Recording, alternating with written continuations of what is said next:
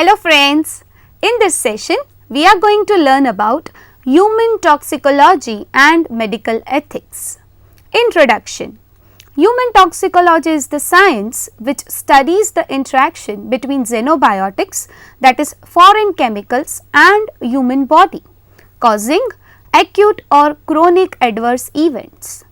A major source of morbidity and mortality in market today is adverse responses to drugs and chemicals.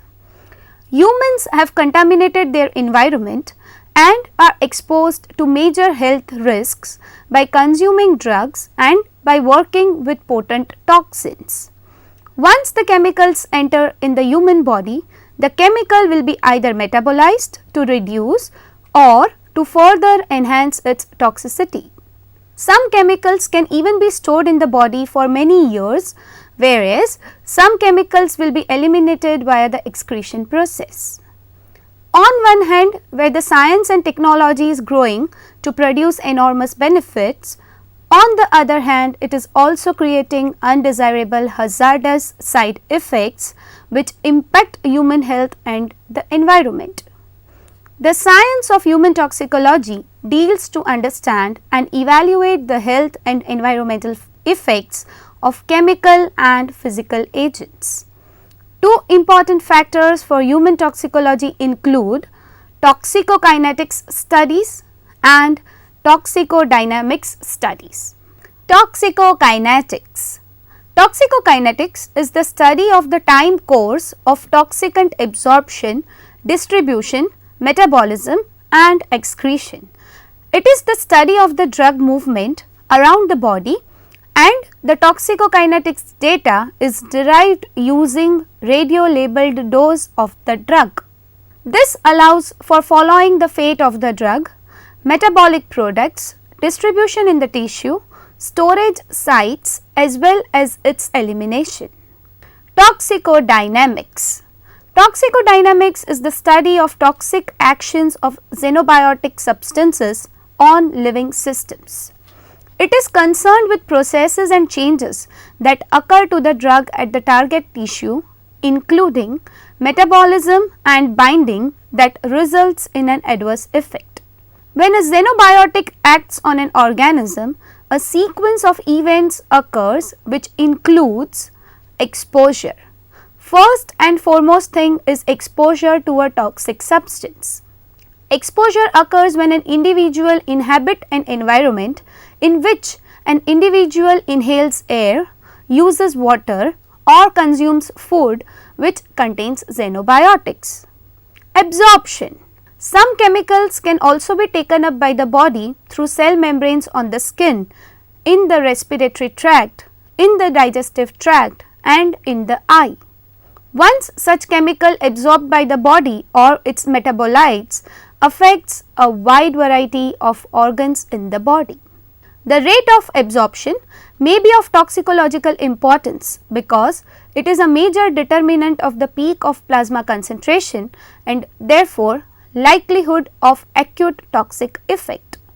The extent of absorption is important in determining the total body exposure, and thus it is an important variable during chronic toxicity studies. Distribution. Once such chemicals are taken up, they will be distributed throughout the body by blood, where they might form chemical bonds with proteins.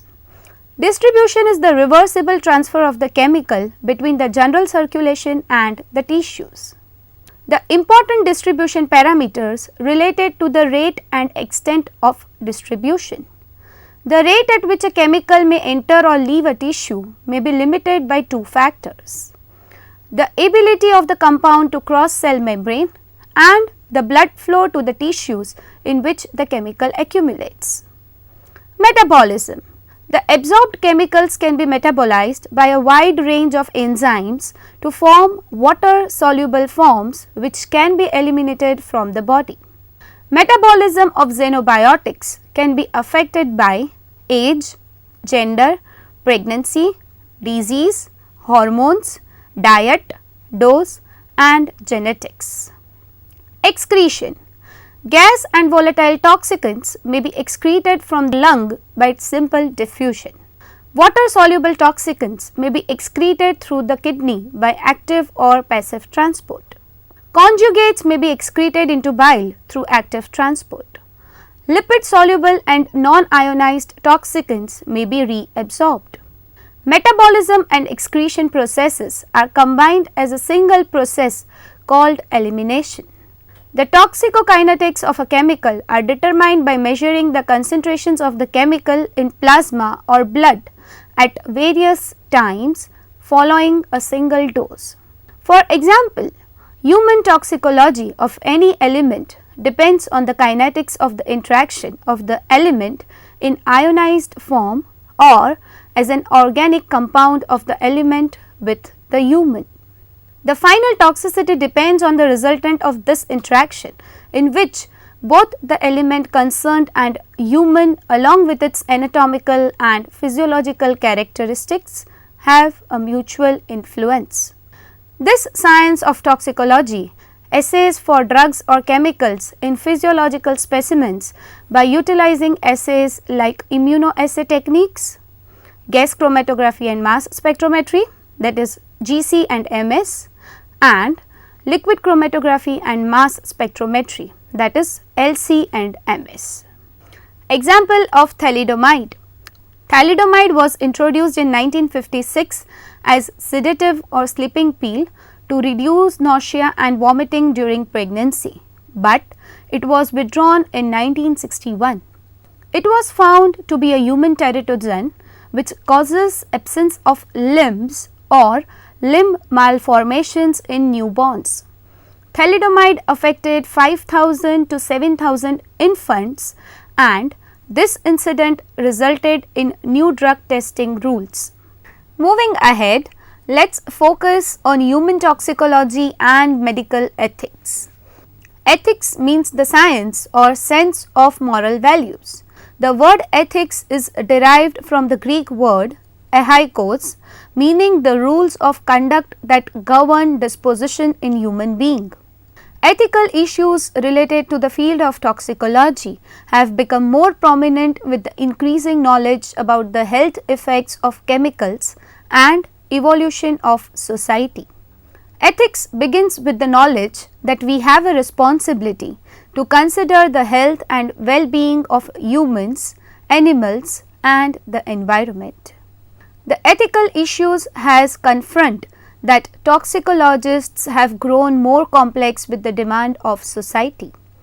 The information generated by or used by toxicologists and policymakers has enormous implications for human health and the environment. As our society has developed, it has become more industrial, manufacturing and chemical based, and thus toxicological information has become an integral part of the decision making process. In this lecture, we are going to have an overview of various ethical considerations that a toxicologist may need to address in the design, conduct, interpretation and assessment of toxicological studies for the betterment of the environment and human health. Ethical consideration. Due to the increased use of toxicological data in public health policy decisions that have broad impacts on society, the emphasis on the ethical foundation of toxicology has grown. Toxicological data influences judgments and decision of a wide range of activities such as drug development, manufacturing, hazardous waste site cleanup, household cleaning products, many rules and regulations governing air and water pollution, pesticide use, food safety and consumer products. Like any other scientific disciplines, the field of toxicology has a foundation built on ethical consideration. The Greek physician Hippocrates 460 to 377 BC noted the effect of food, of occupation and especially of climate in causation of disease. He integrated this understanding in his book De Aere Equis et Locis, Air, Waters and Places, one of the earliest works on humans and the environment. It is Hippocrates who is credited with the basic medical theory of do no harm. An Italian physician, Bernardino Ramazzini, identified the link between worker occupation and health, and he documented this in his book De Morbis Artificum Diatriba, Diseases of Workers. He has defined the health hazards of chemicals, dust, metals and other agents encountered by workers in 52 occupations. The father of conservation biology and America's first bioethicist, Aldo Leopold, summarized ethical responsibilities in 1949, saying, "A thing is right when it tends to preserve the integrity, stability and beauty of the biotic community. It is wrong when it tends otherwise." Toxic agents cause harm to humans and disturbs the integrity and stability of the environment. The toxicological sciences have shown that some humans or animals are more susceptible to toxic agent than others. This is true for children because they have rapidly developing agents and the elderly who may have decreased adaptive response system. So, children and the elderly have a right to an environment in which they can reach and maintain their full potential. Increased modern approaches to ethics in toxicology are grounded in biomedical ethics, which developed from the widespread abuses of humans during Second World War. The four principles of biomedical ethics are respect for autonomy, beneficence, that is do good, non-maleficence, that is do no harm, and justice, that is be fair. These are well developed philosophical approach to human health care and research, and these principles are also particularly applicable for toxicologists. Respect for autonomy implies the right of individuals to self-determination. For example, individuals have certain rights to control their exposure to hazardous agents, and this means right to know and understand what they are being exposed to. This increases the importance of acknowledging and understanding individual sensitivity to agents. Individuals' right to know and understand what they are being exposed to also implies informed consent, and it is a major part of evaluating the safety of drug by the process of clinical trials.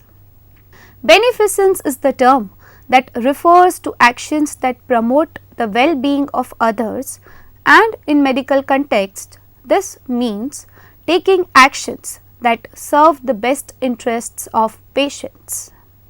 Non-maleficence means first do no harm. This is considered as the primary consideration. It is more important not to harm your patient than to do them good. Beneficence and non-maleficence implies the need to minimize the risk of a hazard or do no harm. However, in practice, many treatments carry some risk of harm.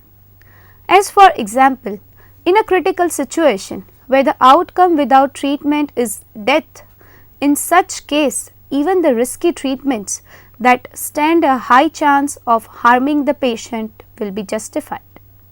Because in such case the risk of not treating is also very likely to do harm.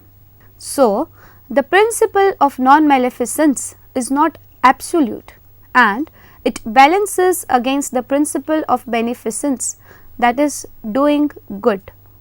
Justice means the burdens and benefits be shared equally. In recent years, this principle has been articulated as environmental justice and the unequal distribution of sources of exposure to hazardous substances or activities. Research consideration. Toxicologists are required to adhere to the highest ethical standards as well as should be aware of appropriate rules and regulations to design, conduct and interpret the results of research. The experiment should be designed to develop the best possible result and it should have the least amount of uncertainty. It is also required to have knowledge about the potential weakness and limitation of studies design, constraints due to time or material. In toxicological studies, the uncertainty can be reduced by increasing the number of subjects, and this inevitably requires more resources and time. Finding the right balance is a scientific and ethical challenge. Furthermore, let us discuss human research consideration. The main part of toxicology research involves measurement of the health effects of chemicals on humans. As mentioned earlier, the principles of biomedical ethics that inform the rules and regulations that govern human subject research were largely developed out of the lessons of the Second World War and the subsequent Nuremberg trials. Another example is the Tuskegee syphilis study conducted from 1932 to 1972, where the medical study followed men with syphilis in Tuskegee, that is Alabama, that was continued even after the development of effective antibiotics for the treatment. This experience triggered a fundamental re-examination of the ethical implications of research on humans, and as a result it led to the development of regulations governing human subject participation in research or data collection. This re-examination combined into the 4 principles of biomedical ethics as discussed before, which is respect for autonomy, beneficence, that is do good, non-maleficence, do no harm, and justice, that is be fair. These 4 principles built the basis for decision making in healthcare and also built basis for establishing institutional review boards, abbreviated as IRBs, that oversees human subjects research. The US federal policy for the protection of human subjects, that is Public Welfare Protection of Human Participants 2005, explains research on human subjects and talks about measures to protect human subjects. The concept of community-based participatory research, which focuses on proactive engagement of the broader community, has increased the perspectives on human subject research. Community-based participatory research can be explained by the following principles. It promotes active collaboration and participation at all the stages of research, and all the parties should share ownership of the project. Researcher and participants share their knowledge and learn together. It ensures projects that are community driven, which means the projects address questions and concerns of both the researcher as well as the community. It disseminates results in useful terms, which include publishing the project results amongst participants in an appropriate and sensitive format. It ensures research and intervention strategies that are culturally appropriate. This includes cultural sensitivity of investigators to achieve the best results. It defines community as a unit of identity. This includes defining the community involved in the project in the collaboration with the participants.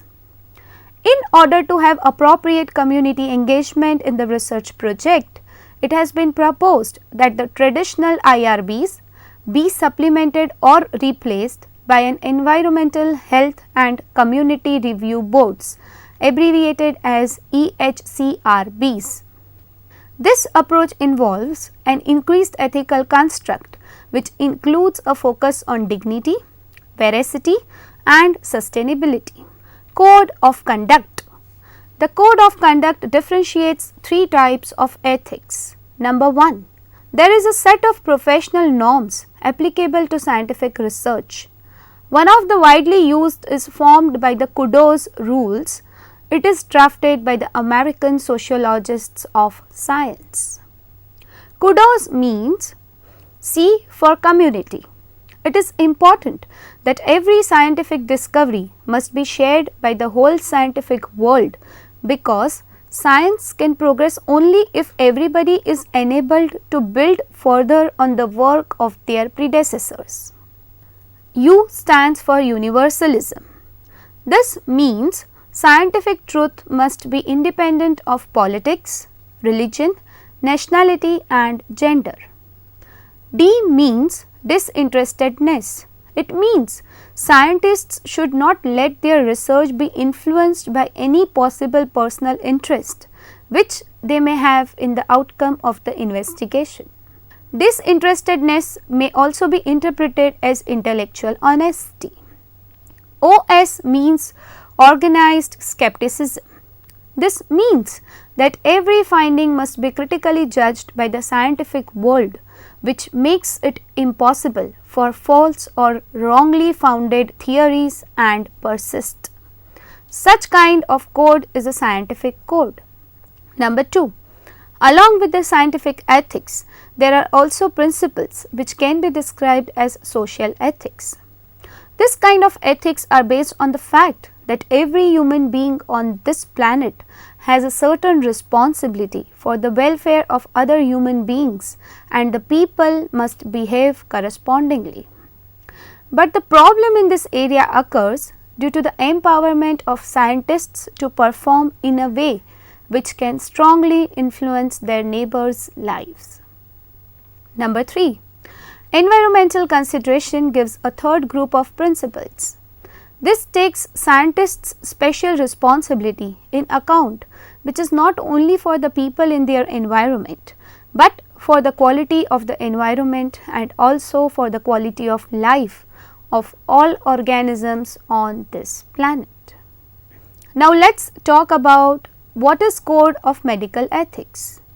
The Code of Medical Ethics is formed on the basis of moral values to inform, guide and govern the professional activities of a registered medical practitioner in their professional field in dealing with their patients, fellow colleagues and the state.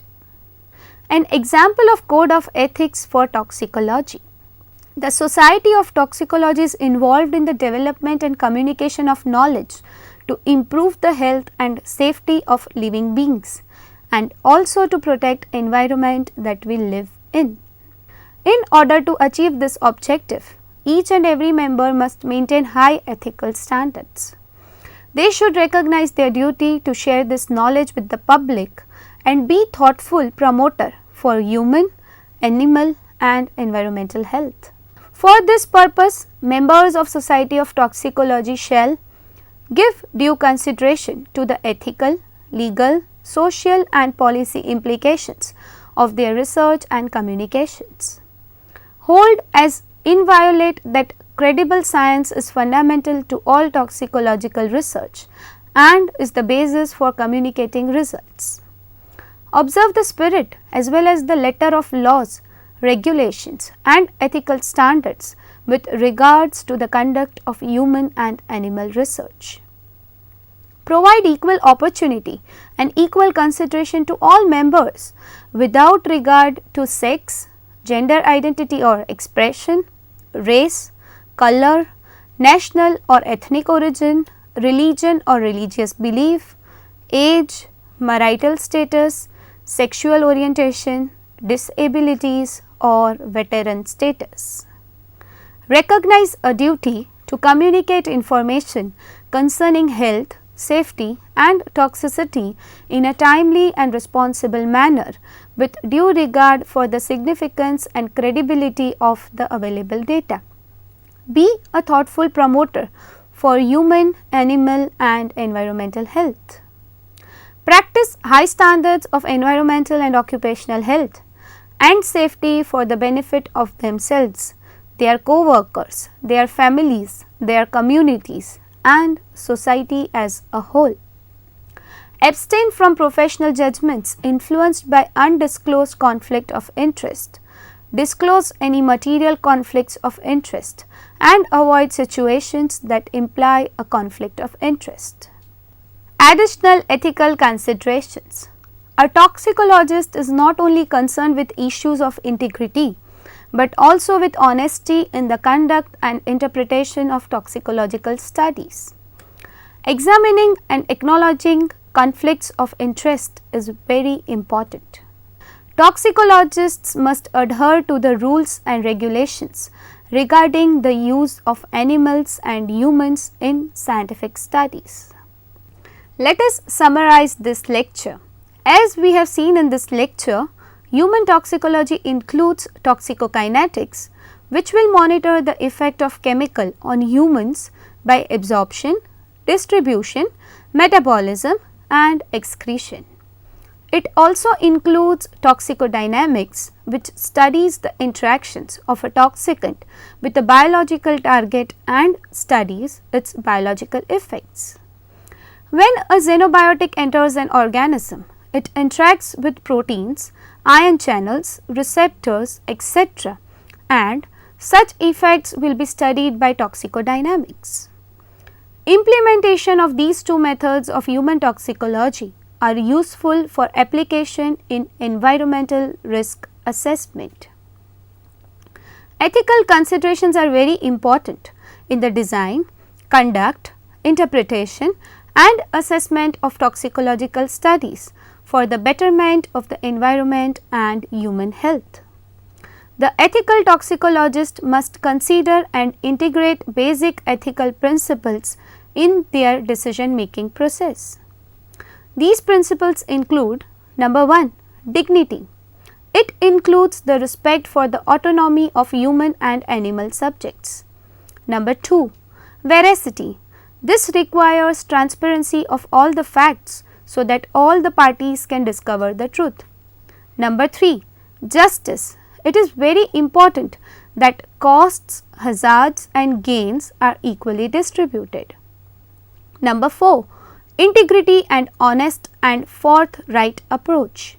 Number 5, responsibility, an acknowledgement of responsibility and accountability to all parties involved. And number 6, sustainability, actions should be sustainable over a long period of time. The 4 principles of medical ethics are: number 1, respect for autonomy. Number 2, beneficence, that is do good. Number 3, non-maleficence, that is do no harm. And number 4, justice, that is be fair. Toxicologists are required to adhere to the highest ethical standards as well as should be aware of appropriate rules and regulations. Thank you.